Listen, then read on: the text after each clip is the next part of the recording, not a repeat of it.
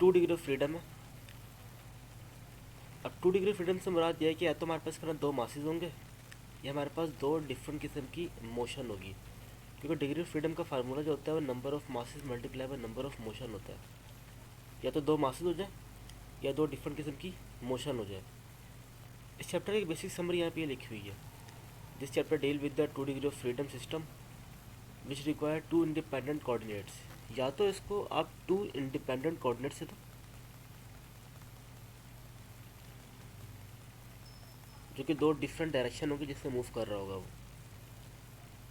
जो कि या फिर 2 मासेस दे दो, क्योंकि डिग्री ऑफ फ्रीडम का जो फार्मूला होता है ना, नीचे लिखा है शायद,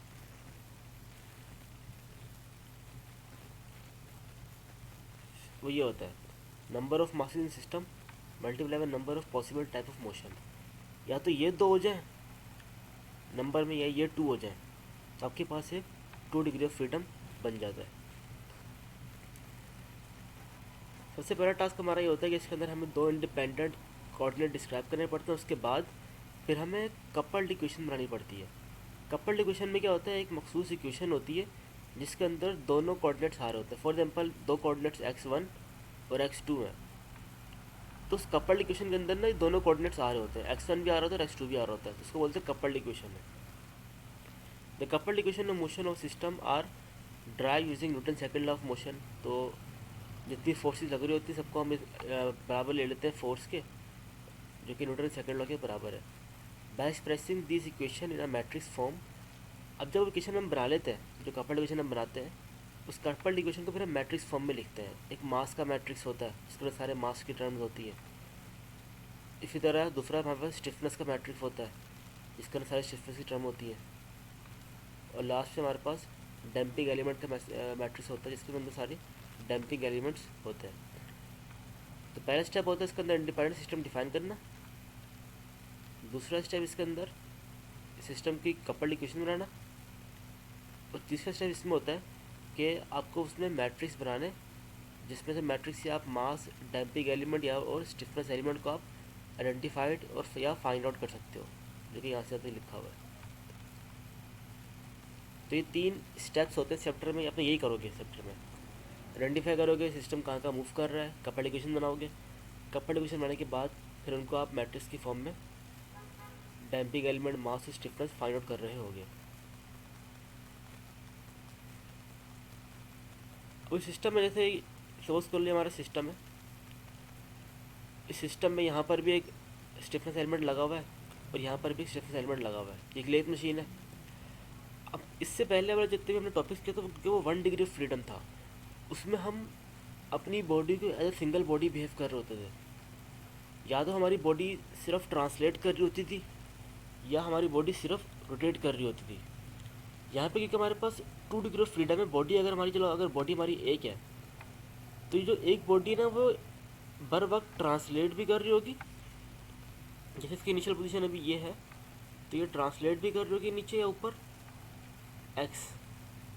इसके साथ साथ ये किसी पर्टिकुलर, फॉर एग्जाम्पल जैसे ये इसका सेंटर ऑफ ग्रेविटी है यहाँ पर, तो इस सेंटर ऑफ ग्रेविटी के क्रॉस ये थोड़ी सी मूवमेंट भी क्रिएट कर रही होगी, जो कोई ना कोई थीटा बना रही होगी अपने इनिशियल पोजीशन से। तो इसे बोलते हैं 2 डिफरेंट इंडिपेंडेंट कोऑर्डिनेट्स में आपकी बॉडी मूव कर रही है। पहला कोऑर्डिनेट क्या है, एक्स, जो आपका पहला कोऑर्डिनेट है जिससे मैं मूव कर रही हूँ। दूसरा कोऑर्डिनेट क्या आपका थीटा।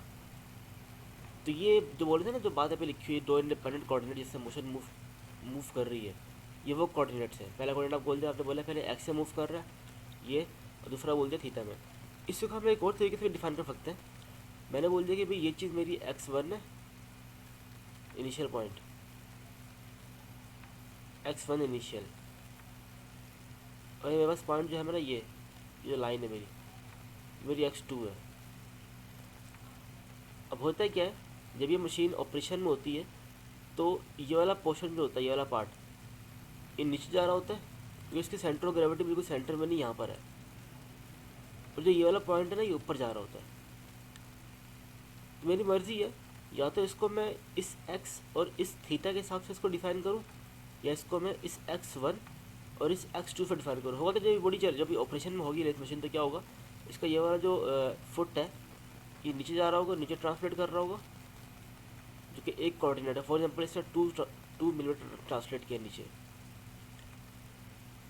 और साथ ही साथ दूसरा कोऑर्डिनेट है वो ऊपर ट्रांसलेट कर रहा होगा। फॉर एग्जांपल ये 3 मिलीमीटर ऊपर ट्रांसलेट कर रहा है।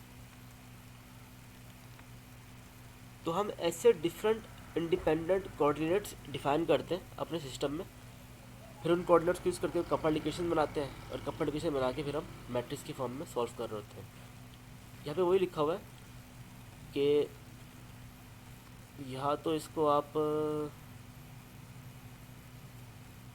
आप एक लीनियर कोऑर्डिनेट जो कि x है और साथ साथ एक्स टी थीटा टी, या तो इन दोनों में डिफाइन कर दो अपने सिस्टम को, या फिर अपने सिस्टम को आप इसमें भी दो डिफरेंट लीनियर कोऑर्डिनेट्स में डिफाइन कर सकते हो। ये आपकी मर्ज़ी होती है। ज़्यादा आसान ये होता है कि हम इनको दो लीनियर में डिफाइन कर दें, और हमारी स्ट्रेटजी हम यही फॉलो करेंगे। हम सिर्फ लीनियर कोऑर्डिनेट डिफाइन करेंगे, इनको थोड़ा मुश्किल होता है हमारा काम, उसकी इक्वेशन थोड़ी कॉम्प्लेक्स बन रही होती है। इस तरह कार का एग्जांपल लेते हैं। कार में भी क्या है, इसका सेंटर ऑफ ग्रेविटी ये है, जब ये ट्रांसलेट करती है, जब ये मूव करती है, तो क्या होता है, इसका एक पोर्शन नीचे आता है ये वाला, जब किसी बम्पर के ऊपर से जाती है ये स्पीड ब्रेकर के ऊपर से, एक पोर्शन नीचे आएगा और दूसरा पोर्शन हमारा ऊपर जाएगा। अगर हम जो पॉइंट बी है उसको बोलें कि ये x1 नीचे मूव कर रहा है, और जो पॉइंट 1 है ए मेरे पास है, वो बोले कि वो x2 ऊपर मूव कर रहा है, तो मैंने इसको दो पॉइंट्स पे दो इंडिपेंडेंट कोऑर्डिनेट डिफाइन कर दिए। नंबर ऑफ मोशन कितनी होगी, नंबर ऑफ मोशन 2 हो गई, और मास मेरे पास एक ही है, तो 1 इंटू 2 2, जो कि 2 डिग्री ऑफ फ्रीडम डिफाइन कर रहा होता है हमारा। अगर ऐसा डिफाइन कर दिया, बोलते कि भाई हमारी दो मोशन परफॉर्म कर रहा है, पहला जो परफॉर्म कर रहा है वो एक्स टी परफॉर्म कर रहा है, जो कि अपने इनिशियल पॉइंट से नीचे, दूसरी मोशन परफॉर्म जो कर रहा है वो सेंटर ऑफ ग्रेविटी अक्रॉस वो रोटेट कर रहा है। तो यहाँ पे डिपेंडेंट होता है कि आपकी मर्ज़ी है कि कोई भी इसको इंडिपेंडेंट सिस्टम डिफाइन कर दो, या इंडिपेंडेंट कोऑर्डिनेट डिफाइन कर दो जिससे क्रॉस वो मूव कर रहा है या रोटेट कर रहा है। यहाँ तक बात समझ आ रही? ठीक है, हाँ समझ में आ रही। ये फार्मूला होता है इसका डिग्री ऑफ फ्रीडम निकालने का। Number of masses in a system, कितने मासेस है उसको मल्टीप्लाई कर देना नंबर ऑफ पॉसिबल मोशन से। इसी तरीके से बिल्डिंग एग्जांपल दी बिल्डिंग की। बिल्डिंग में क्या होता है, उन्होंने सपोज किया, इसको ऐसा मॉडल किया हुआ है कि ये बिल्डिंग है और ये उसकी बेस है। बेस में क्या हुआ है, यहाँ से भी एक स्टिफनेस एलिमेंट है बेस का जो कि इस जगह से अटैच्ड है, और ये भी एक स्टिफनेस एलिमेंट है जो कि इस तरफ से अटैच्ड है। अगर स्टिफनेस एलिमेंट के बीच में यहाँ पर एक और उन्होंने स्टिफनेस एलिमेंट लगाया जो कि रोटेटिव स्टिफनेस एलिमेंट है। अब होता है कि जब भी अर्थक्वेक वगैरह आता है या बिल्डिंग को कोई मोमेंटम मिलता है, टॉर्क मिलता है, तो क्या होती है, बिल्डिंग थोड़ी सी रोटेट होती है। अब इसके और रोटेट होने की वजह से क्या हो रहा है, इसकी एक मोशन तो यहाँ पर और ये इस कंप्रेस कर रहा है ऐसे, ये x1 कंप्रेस कर रहा होगा, और साथ ही साथ ये जो दूसरा स्टिफनेस एलिमेंट है उसको ट्विस्ट कर रहा होगा, रोटेट कर रहा होगा। इनिशियल पोजीशन इसकी ये थी, फाइनल पोजीशन इसकी ये हो गई, तो ये कोई ना कोई एंगल थीटा बना रहा है अपनी इनिशियल पोजीशन से। तो यहाँ भी दो डिफरेंट आपके पास इंडिपेंडेंट कोऑर्डिनेट सिस्टम आ गए, जिसकी वजह से आप इस सिस्टम को मॉडल कर सकते हो। इस तरह एक और एग्जांपल ये दिए बुक में, एक इंस्ट्रूमेंट है जो को हर तरफ से स्टिफनेस एलिमेंट से अटैच हुआ है। जब ये मूव करता है या हिलता है तो क्या होता है कि इस तरफ भी मूव कर रहा होता है, इस कोऑर्डिनेट सिस्टम में भी, और साथ ही साथ वाई एक्सिस में मूव कर रहा होता है। तो दो डिफरेंट एक्सिस पे मूव कर रहा है, तो नंबर ऑफ मोशन कितनी होगी, 2 गई, और मास कितना, एक ही है, तो 1 इंटू 2 डिग्री ऑफ फ्रीडम 2 होगा। तो हमें सिर्फ ये फाइंड आउट करना पड़ता है कौन सी दो डायरेक्शन में हमारी बॉडी मूव कर रही है, या तो दो मासेस हो या हमारे पास दो डिफरेंट डायरेक्शंस हो।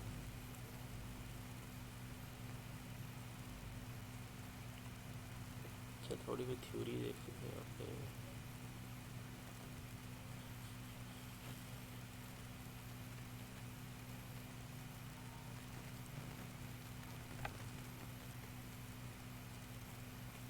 यहाँ पे एक पॉइंट लिखा हुआ है, during free vibration. Free vibration में क्या होता है, हम इसको फोर्स देते हैं और सिर्फ इनिशियली हम एक स्टार्टअप देते हैं किसी बॉडी को, और बॉडी को उसके अपने हाल पे छोड़ देते हैं, उसको बोलते हैं फ्री वाइब्रेशन।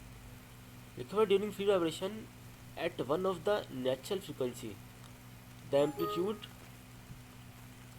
नेचुरल फ्रिक्वेंसी मतलब हमारे दो मास, इन्होंने सपोज किया दो मासेस हैं, एक मास ये है हमारा, दूसरा मास हमारा ये है, तो दोनों मास की अलग अलग नेचुरल फ्रिक्वेंसी होंगी। फॉर एग्जांपल दोनों मास जो है वो यहाँ पे स्टिफनेस एलिमेंट से अटैच्ड है।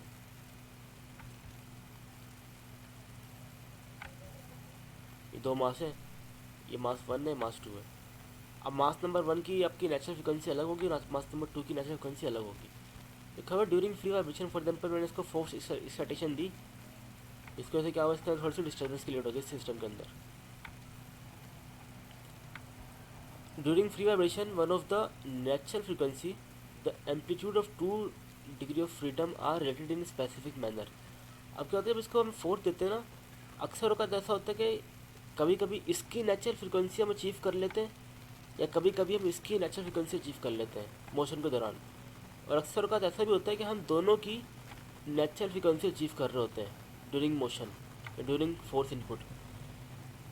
और अक्सर जब भी हम दोनों की नेचुरल फ्रीक्वेंसी अचीव कर रहे होते हैं ना, उसको हम बोलते हैं कि वो प्रिंसिपल मोड है।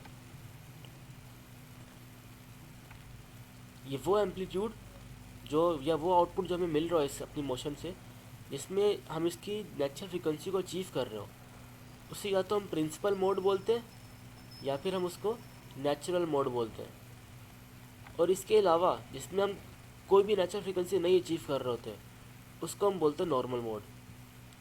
तो इसमें ये मोड का भी थोड़ा जिक्र होगा आगे जाके, जब हम डेरिवेशन वगैरह कर रहे होंगे। तो दो किस्म के मोड होते हैं, होता है नॉर्मल मोड। नॉर्मल मोड में क्या होता है, हम इसकी नेचुरल फ्रीक्वेंसी को अचीव नहीं कर रहे होते ड्यूरिंग वाइब्रेशन। और प्रिंसिपल मोड या फिर आपका जो नेचुरल मोड है, इसमें क्या होता है कि हम इसकी नेचुरल फ्रीक्वेंसी को अटेन कर रहे होते हैं। इसके वजह सिस्टम में रेजोनेंस क्रिएट होती है। अच्छा, एक सॉर्ट ऑफ डेरिवेशन टाइप है और ये इंपॉर्टेंट है।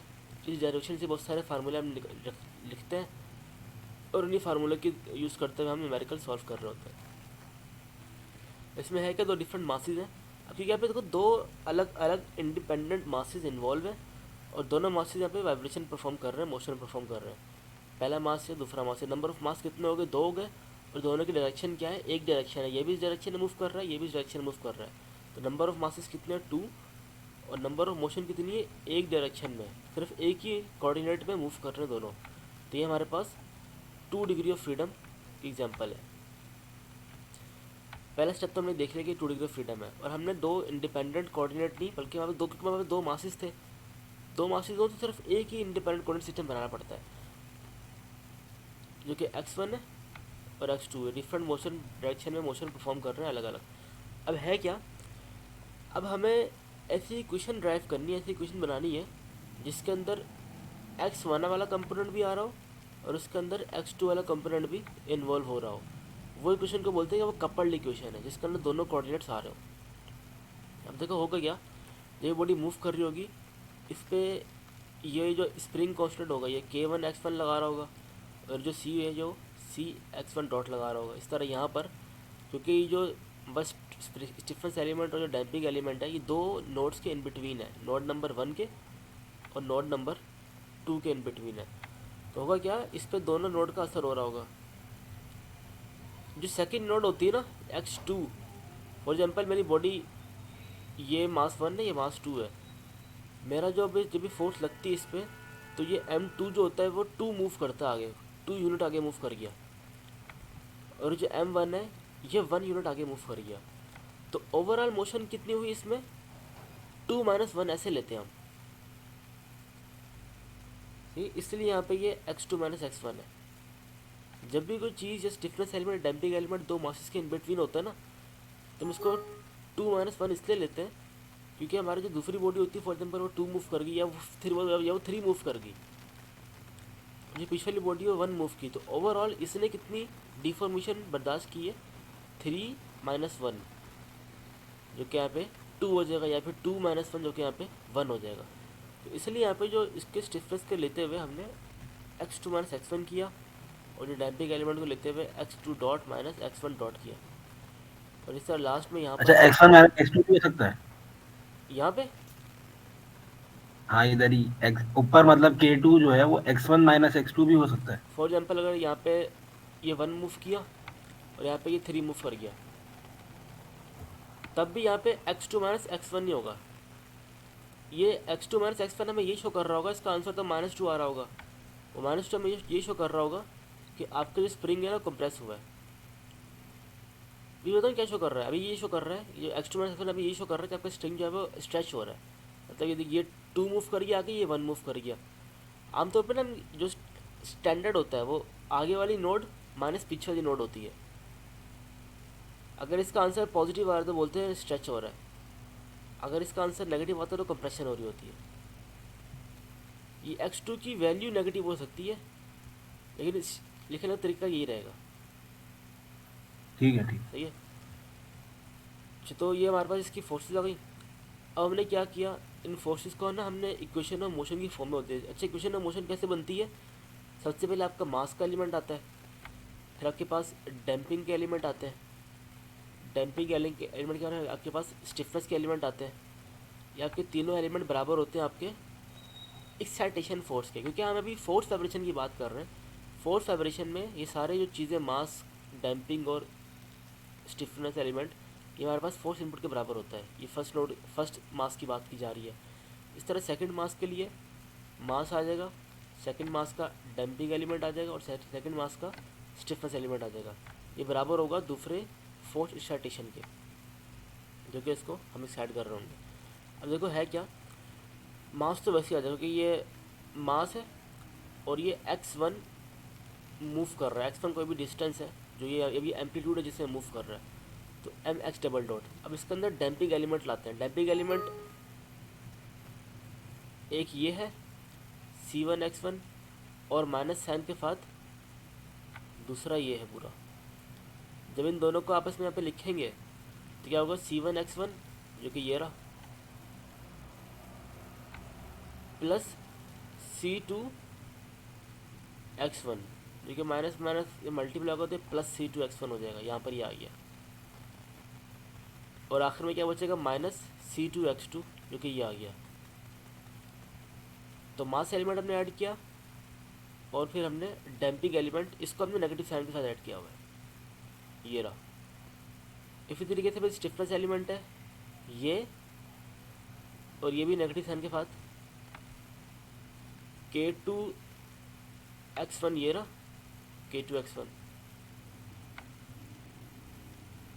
और जो माइनस K2 x2 था वो ये रहा।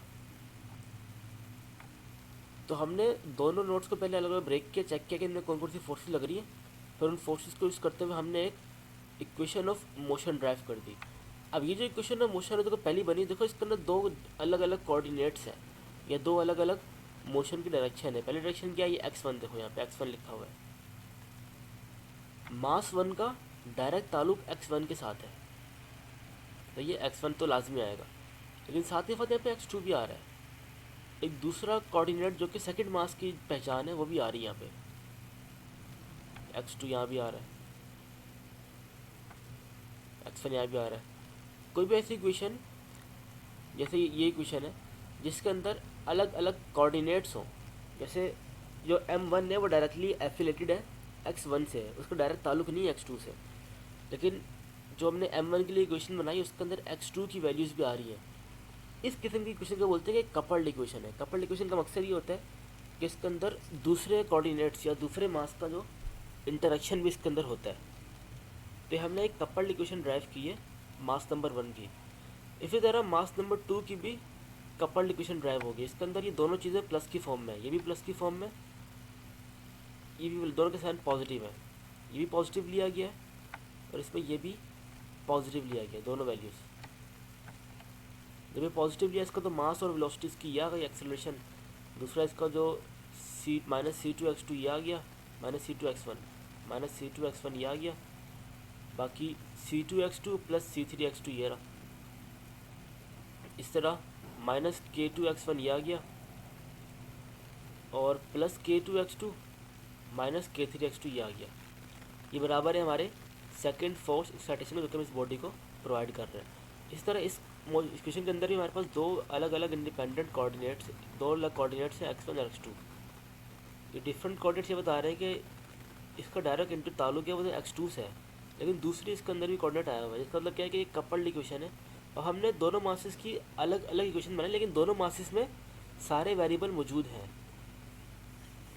जो कि x1 के वेरिएबल और x2 के वेरिएबल। इस इक्वेशन को बोलते हैं कि कपल्ड इक्वेशन है ये। समझ आ रहा है?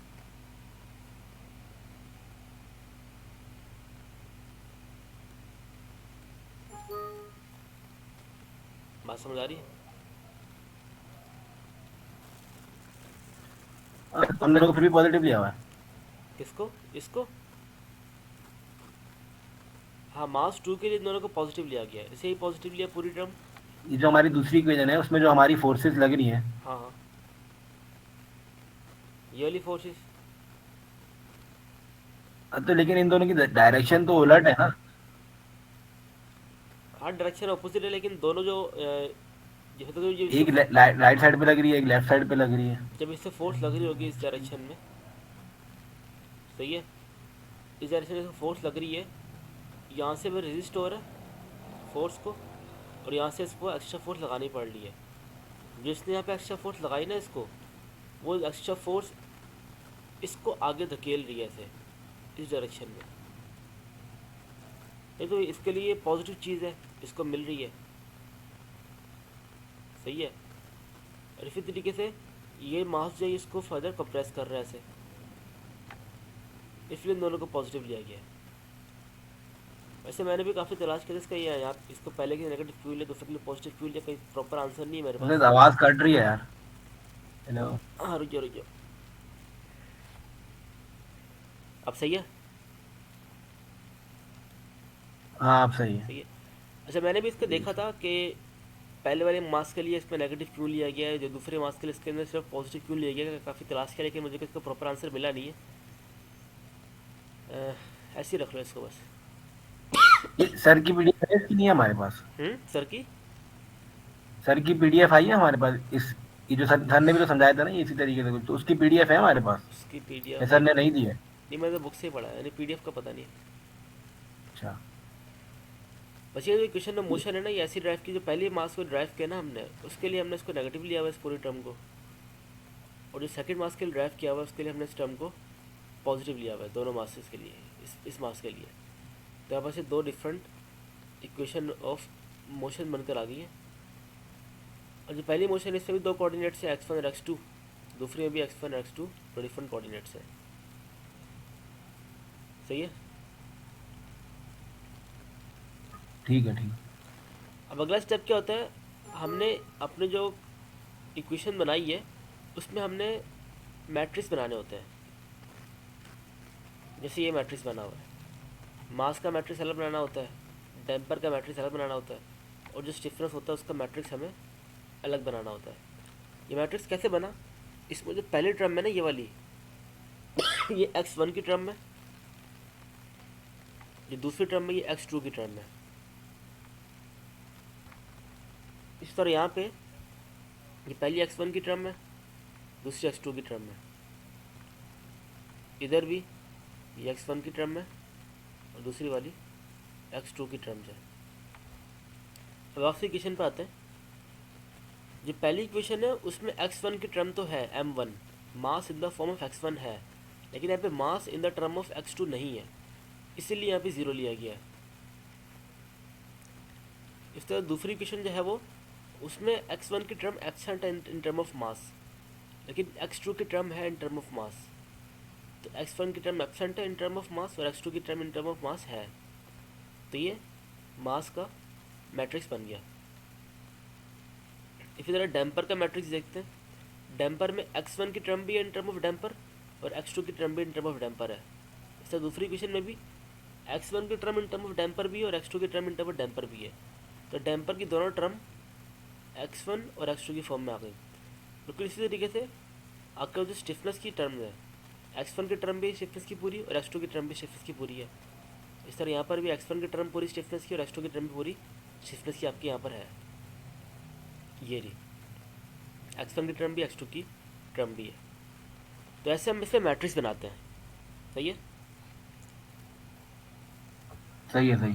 इस तरीके से इसमें अननोन क्या है, अननोन हमारे पास x1 और x2 है, उसको मैट्रिक्स की फॉर्म में ऐसे लिखी हुई है, अननोन हमारे पास ये है, और इक्वेशन के बाद हमारे पास जो फोर्स एक्साइटेशन है वो आ जाएंगी।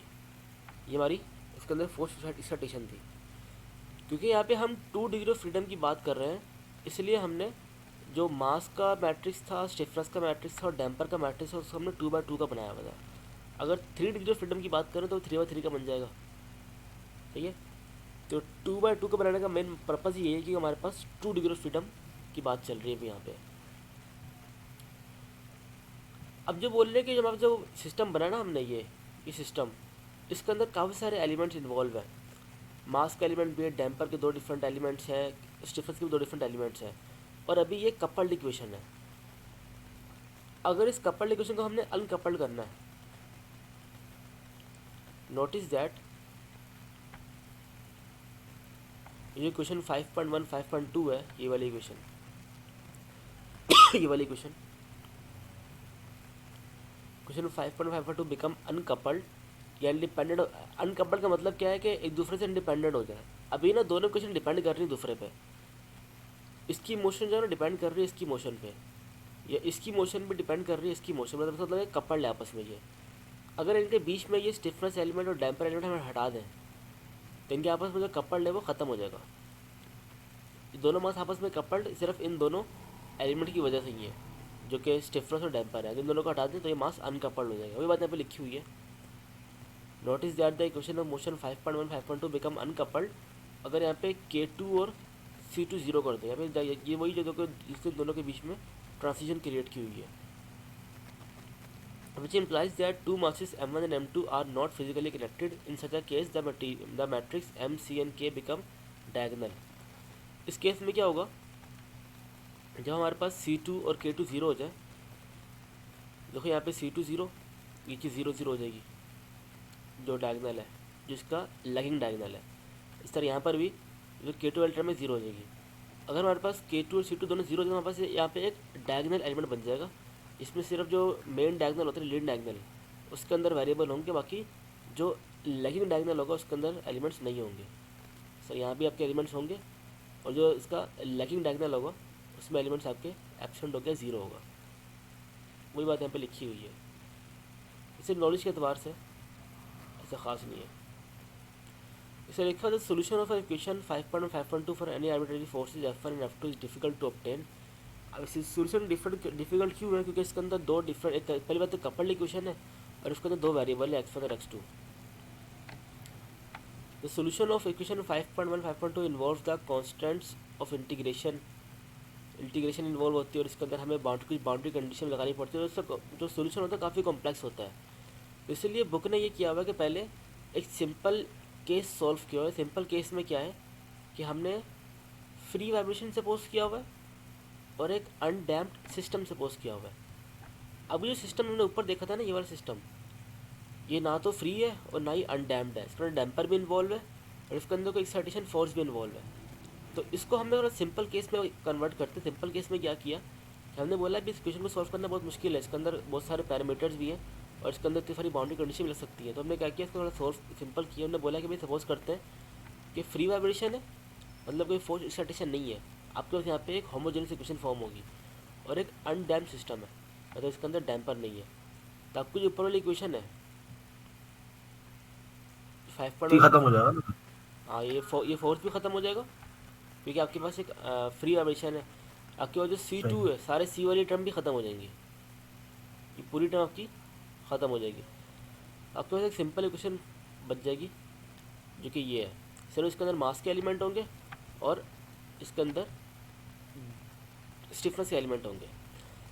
अब हमने सपोज कर लिया कि फॉर सपोज कर लो कि इसको हमने जो एक्साइटेशन आउटपुट जो मिल रहा है हमें यहाँ से, वो in term of harmonic output मिल रहा है। शुरू में हमने अपने जो सिस्टम था, अपने सिस्टम को शुरू में कोई हमने फोर्स इनपुट दिया होगा, एक्साइटेशन इनपुट दिया होगा। उस एक्साइटेशन इनपुट देने की वजह से फॉर एग्जांपल सपोज कर लो हमें एक हार्मोनिक आउटपुट मिल रहा है इन टर्म ऑफ एक्स, या हमारा जो एम्पलीट्यूड है वो हमें हार्मोनिक मिल रहा है, जो कि ये हो जाएगा। हार्मोनिक का मतलब क्या है कि उसका फंक्शन जो होगा वो कॉस की शक्ल में होगा, ये कॉस की शक्ल में। तो ये x1 और x2 की वैल्यू पुट कर रहे हैं क्वेश्चन नंबर 5.4 5.5 में। जब यहाँ पुट करेंगे तो ये x1 डबल डॉट है, इसको डबल डेरिवेट करके पुट किया गया यहाँ पर। जब डबल डेरिवेट करेंगे इससे क्या होगा, x1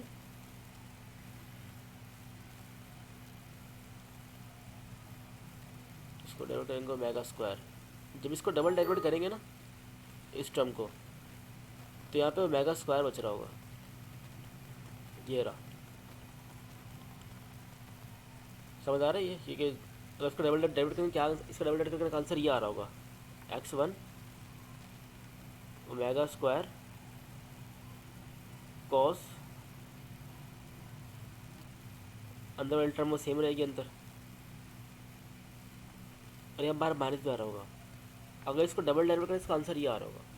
देखो वही आंसर मास के साथ यहाँ पे लिखा हुआ है, ओमेगा स्क्वायर ये रहा, माइनस का साइन ये रहा, और x1 और कॉस ओमेगा टी यहाँ बाहर कॉमन लिया हुआ है। इसी तरह जो k2 की वैल्यू थी उसके साथ x1t लिखा हुआ है।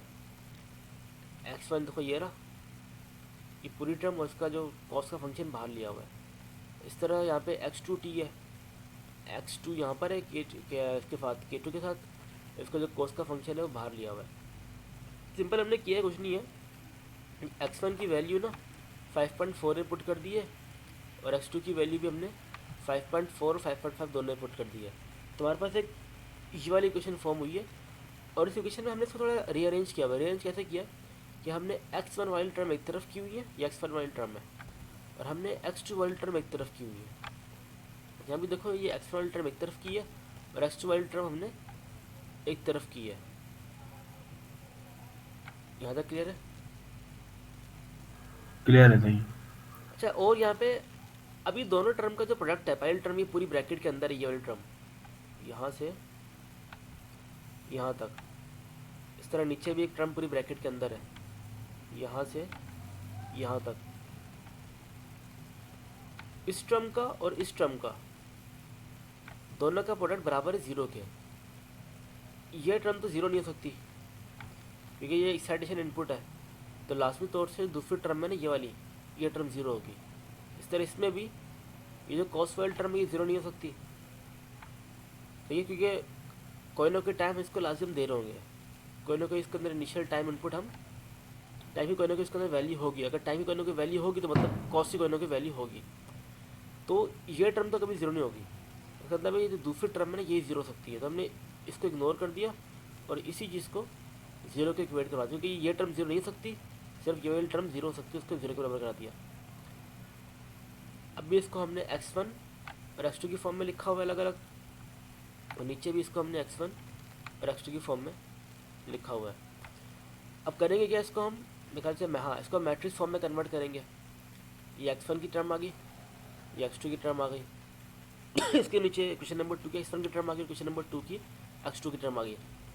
अब करते क्या है, इसके अंदर ना दो किस्म के सोल्यूशन निकलते हैं। एक होता है ट्रिवियल सोल्यूशन। ट्रिवियल सोल्यूशन में क्या होता है कि x1 x2 की वैल्यू 0 0 आ रही हो। एक होता है नॉन ट्रिवियल सोल्यूशन, उसमें क्या होता है कि x1 x2 की वैल्यू ना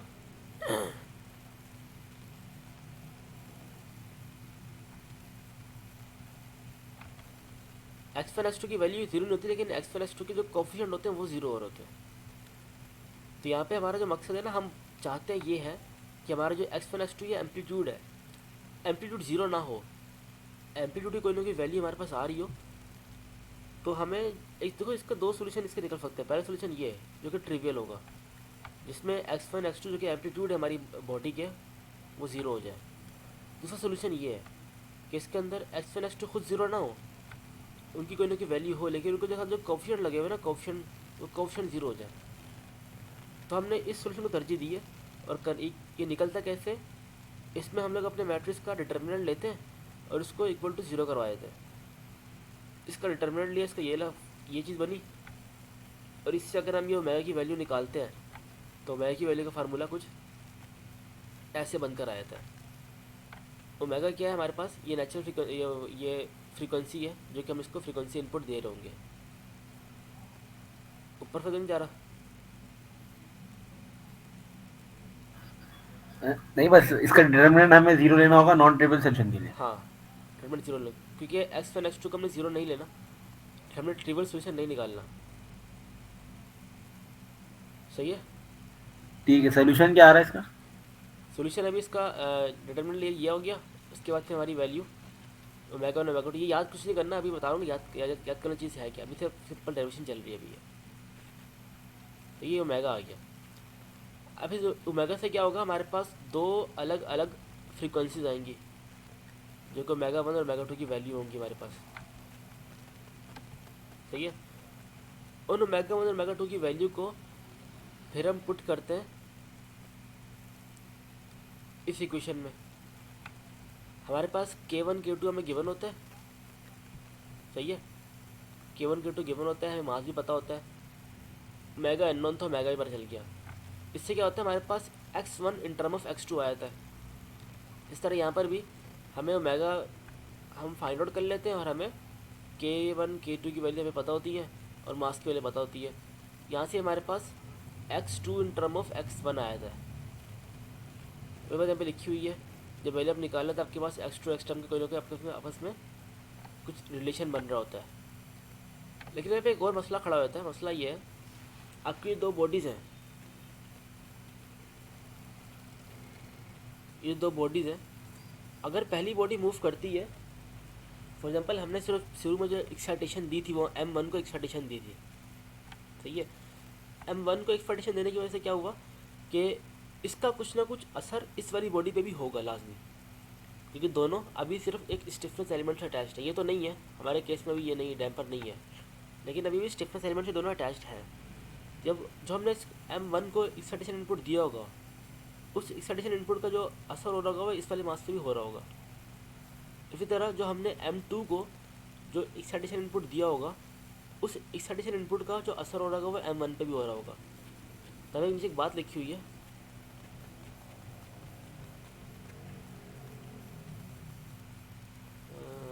जो हमने इनिशियल एक्साइटेशन इनपुट दिया था ना पहली बॉडी को m1 को, उस एक्साइटेशन इनपुट का जो असर था ना वो पहली बॉडी पे भी होगा एम्पलीट्यूड की सूरत में, और दूसरी बॉडी पर भी होगा एम्पलीट्यूड की सूरत में। इसी तरह जो हमने दूसरी बॉडी को एक्साइटेशन इनपुट दिया था ना, उसका डायरेक्ट इम्पैक्ट पहली बॉडी पर भी होगा एम्पलीट्यूड की सूरत में, और दूसरी बॉडी पर भी हो रहा होगा एम्पलीट्यूड की सूरत में। ये बात समझ आ रही? सही है, सही है। सही है। और वो जो इसका इनपुट होगा ना दूसरी बॉडीज़ पे, वो एक रिलेशन पर डिपेंड करता है, जो कि एक रेशो है, उसको हमने ऐसा डिफाइन किया हुआ। ये R1 का रेशो और R2 रेशो, दो डिफरेंट रेशो है, जो कि हमें बता रहे होते हैं कि आपकी जो मेगा 1 की वजह से जो वाइब्रेशन कॉज हो रही है डिफरेंट बॉडी पे वो क्या है, और जो मेगा 2 की वजह से आपकी जो वाइब्रेशन कॉज हो रही है वो क्या है। हमारे केस के हिसाब से वो भी ये है। ये पहला फार्मूला है जो कि आपको हिफ्स करना है। बेसिकली इसमें रेशो है, ये रेशो बता रहे होते हैं कि आपका जो दूसरी बॉडी है उस दूसरी बॉडी में कितना, ये बेसिकली ये वही है ना जो हमने पढ़ा था लास्ट, क्या बोलते हैं इसको, ट्रांसमिसिबिलिटी क्या ऐसे कुछ नाम था इसका। इसमें को ट्रांसमिट हो रहा है ना, हमने एक्साइट किया पहली बॉडी को, उस पहली बॉडी को एक्साइट करने की वजह से क्या हुआ, दूसरी बॉडी भी एक्साइट हुई, तो ये एज अ बेस एक्साइटेशन काम कर रही है। हमने जो एक्साइटेशन इनपुट दिया था पहली बॉडी को दिया था, उस पहली बॉडी को एक्साइट करने की वजह से क्या हुआ, दूसरी बॉडी भी एक्साइट हो रही है, या वो भी थोड़ी सी मूव हो रही है, वाइब्रेट कर रही है। तो ये एक किस्म की थोड़ी सी बेस एक्साइटेशन का थोड़ा रिस्पॉन्स यहाँ पे क्रिएट हो रहा है। इसे मेरे ख्याल से डिस्प्लेसमेंट ट्रांसमिसिबिलिटी बोलते हैं। तो इस रेशो को आप डिस्प्लेसमेंट ट्रांसमिसिबिलिटी भी बोल सकते हो। सर ये दोनों फॉर्म लाते हैं इसके? हाँ, ये दोनों, ये पहला R1 है ना, ये ओमेगा 1 की वजह से है। दो बॉडीज थी ना हमारी। नहीं नहीं, ये जो इज इक्वल टू के बाद दो इज इक्वल टू लगे हुए ना, नहीं, तो ये वाले फार्मूले, ये वाले। बाकी हमारे पास दो ऑब्जेक्ट हैं तो दो पे अलग अलग फ्रीक्वेंसी लगेंगी, तो मतलब पहली वाली का दोनों के ऊपर इफेक्ट होगा तो वो ऊपर वाला है, हाँ, और ऊपर दूसरी वाला, वाली का भी दोनों के ऊपर इफेक्ट होगा वो नीचे वाला है। हाँ वो नीचे वाला है। सही आता क्लियर है। सही। इसी तरह जो जो हमारे पास जो रिस्पॉन्स हो रहा होगा इन the form of amplitude overall, पहली ओमेगा 1 की वजह से पहली बॉडी पे ये हो रहा होगा, दूसरी बॉडी पे ये हो रहा होगा, और जो ओमेगा 2 की वजह से हमारे पास जो रिस्पॉन्स हो रहा होगा एम्पलीट्यूड का, ये पे टू जो है ना, टू, ये बॉडी नंबर 2 को रिलेट कर रहा है। जो हमारा ओमेगा 2 की वजह से जो हमारे पास एम्पलीट्यूड का जो रिस्पॉन्स हो रहा होगा बॉडी नंबर 1 पे ये हो रहा होगा, बॉडी नंबर 2 पे ये हो रहा होगा। अब क्योंकि ये रिलेशन पता है हमें, तो यहाँ से x1 1 की वैल्यू हमने निकाल ली, जो कि बराबर है R1 जो कि x2 1 की वैल्यू के, जो x2 1 की वैल्यू है, ये बराबर है R1 x1 के। इसी तरह x2 2 की वैल्यू जो है वो बराबर है R2 x1 2 के। तो हम, अगर हमें पता हो कि हमारा इनिशियल जो पहली बॉडी थी, जैसे इसको हमने मेगा 1 दिया, तो मेगा 1 देने से पहली बॉडी एक्साइट हुई, थोड़ा इसने आगे मूव किया, इसने कुछ x1 with respect to frequency 1 हमने ये नोट कर लिया। अगर हमें ये चीज़ पता है और हमें आर भी पता है कि कितना ट्रांसमिट हो सकता है, तो हम इससे x2 with respect to initial excitation ये हम निकाल सकते हैं।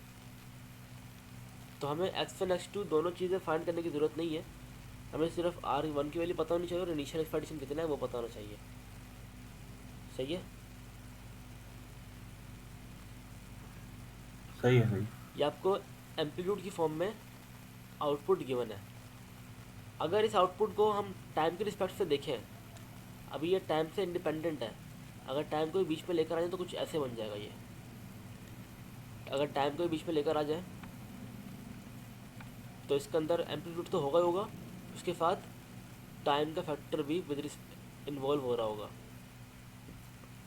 ये वही सेम इक्वेशन है, बस इसमें टाइम का फैक्टर इन्वॉल्व कर लिया गया, उसको शॉर्ट टी से स्मॉल एक्स पे दिखा दिया गया है। इससे पहली चीज़ वही है, दूसरी चीज़ इसके अंदर टाइम का फैक्टर भी इन्वॉल्व हो गया। ये जो चीज़ होती है ना आपकी, ये इक्वेशन है, जो पहली इक्वेशन को बोलते हैं फर्स्ट मोड ऑफ वाइब्रेशन, दूसरी को बोलते हैं सेकंड मोड ऑफ वाइब्रेशन। ये आपकी दूसरी इक्वेशन है, आपको याद करनी है। सही है?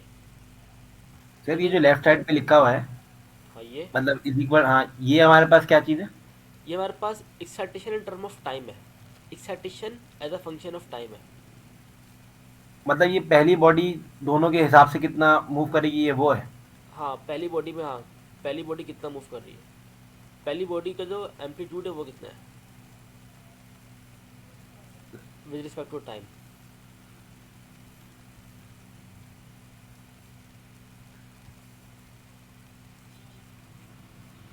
चाहो तो ये क्वेश्चन, ये नंबर नोट कर लो,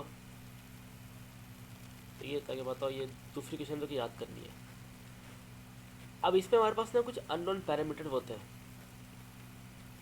जो कि हमारे पास ये 4 पैरामीटर अननोन होते हैं। ये पैरामीटर अननोन है, ये पैरामीटर अननोन है, ये पैरामीटर यहाँ पे भी अननोन है इस इक्वेशन में, फर्स्ट मोड सेकंड मोड में। तो इसके लिए कुछ बाउंड्री कंडीशन लगाते हैं। बाउंड्री कंडीशन ये है कि इनिशियल टाइम एट टाइम 0 पे हमारे पास जो डिस्प्लेसमेंट होगा, जो एक्साइटेशन होगी वो उस 0 टाइम वाली होगी, और जो हमारी वेलोसिटी होगी एट टाइम 0 पे, जो वेलोसिटी होगी वो 0 टाइम वाली होगी। तो कुछ बाउंड्री कंडीशन लगा के इसके अंदर हम लोग फिर सोल्यूशन करते हैं, और सोल्यूशन करते करते हम फाइनली ये अखज़ करते हैं।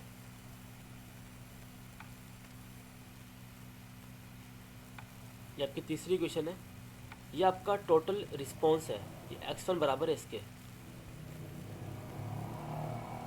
तो जो x1 की पावर 2 है बराबर है इसके। तो ये आपका टोटल रिस्पॉन्स है। अगर क्वेश्चन पूछा है आपका टोटल रिस्पॉन्स क्या था, आपको टोटल रिस्पॉन्स के लिए आपको इसी क्वेश्चन के अंदर वैल्यूज पुट करनी होती है। अच्छा, एक और चीज़ भी याद करनी है इसमें, वो ये है,